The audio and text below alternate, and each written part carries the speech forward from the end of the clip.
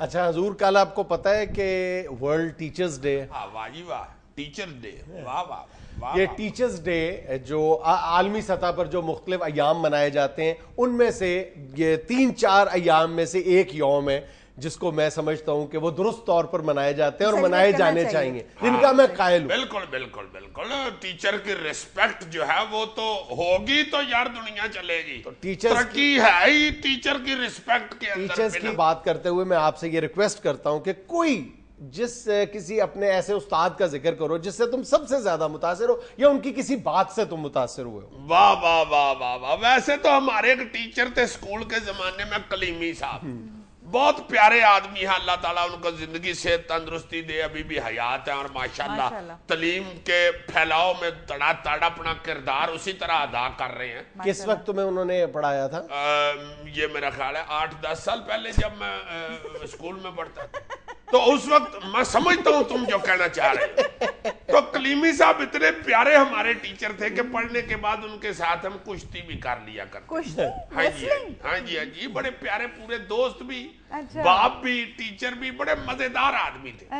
ایک جو خاص بات مجھے یاد آ رہی ہے پچھلے کافی دنوں سے، وہ یہ ہے کہ ایک ہمارے 2 پروفیسر تھے بھائی، وہ بھی ماشاءاللہ ابھی تک گجرانوالہ میں پڑھاتے ہیں، خواجہ اظہر صاحب اور خواجہ مظہر صاحب۔ خواجہ اظہر صاحب جو تھے وہ میرے بیالوجی کے پروفیسر تھے اور خواجہ مظہر صاحب فزکس کے پروفیسر۔ اور یار تم نے ان دونوں مضمونوں پہ بھی ظلم کیا ہوا ہے۔ ظلم کیا یار، میں بیالوجی کی کتاب میں چھریاں مارتا تھا، حد ہو گئی ہے تمہارے والی۔ فزکس، کیمسٹری، بایولوجی پڑھ چکا ہوں، سائنس کا اسٹوڈنٹ تھا۔ اللہ کا شکر کرو میں ڈاکٹر نہیں بن گیا، ورنہ تم سے تو میں نے 2200 روپیہ فیس لینی تھی۔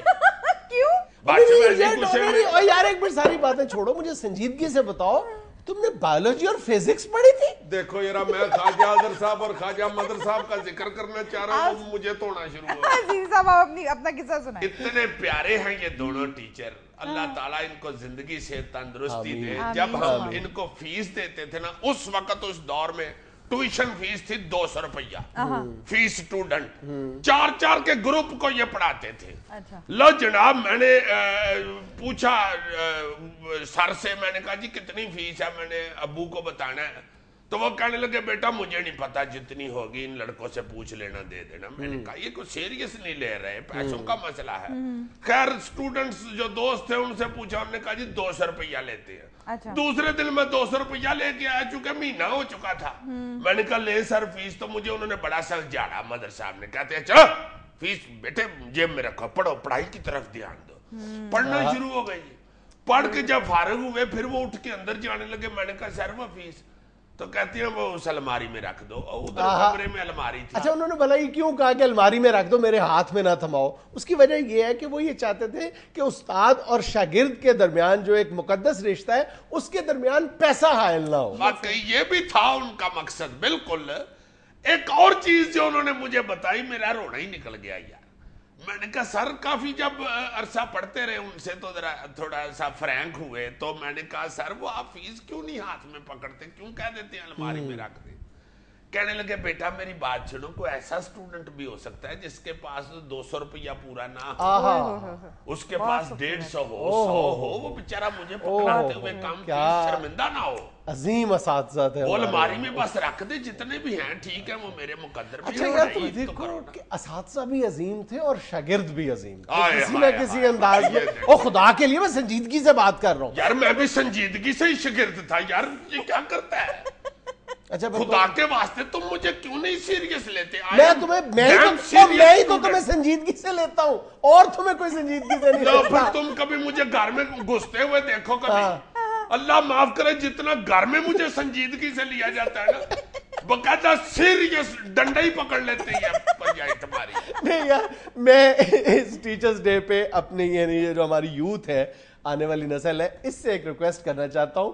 ہے بڑی عام سی بات ہے لیکن کبھی اس کی باریکیوں پر غور کریں اور اپنے رویے پر بھی ذرا نظر ثانی کریں کہ کہ ہماری جو یوتھ ہے یہ ٹیچرز کو ایک دل سے رسپیکٹ دینے کے لیے تیار نہیں ہے. تم کبھی غور کرو کہ ہم یہ چھوٹا موٹا مذاق اس وقت بھی کیا کرتے تھے ٹیچرز کے ساتھ, جو زیادہ ٹیچرز سخت ہوا کرتے تھے ان کے بارے میں کوئی اس طرح کی باتیں ضرور ہوا کرتی تھیں ہمارے بچپن میں بھی, لیکن آج جو ایک اکثریت, ایک بھاری اکثریت جو ہے وہ ٹیچرز کو رسپیکٹ دینے کی بجائے ایک عجیب انداز میں صرف مذاق نہیں کرتی, ان کا تمسخر اڑاتی ہے.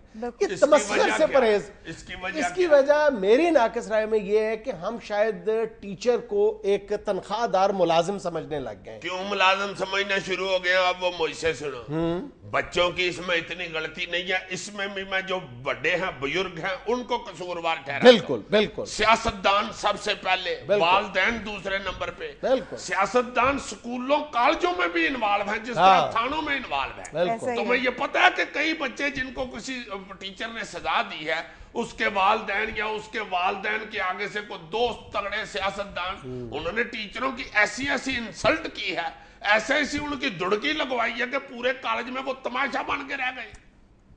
پھر اس کے بعد ٹیچر کا احترام کیسے ختم ہوا ہے کہ اس کو ہم نے لگا دیا پولیو کے قطرے پلانے پہ, مردم شماری پہ لگا دیا, اس کو ووٹنگ لسٹوں بنانے پہ لگا دیا, ادھر بٹھا دیا پولنگ اسٹیشنوں پہ, چلو ووٹ ڈلواؤ.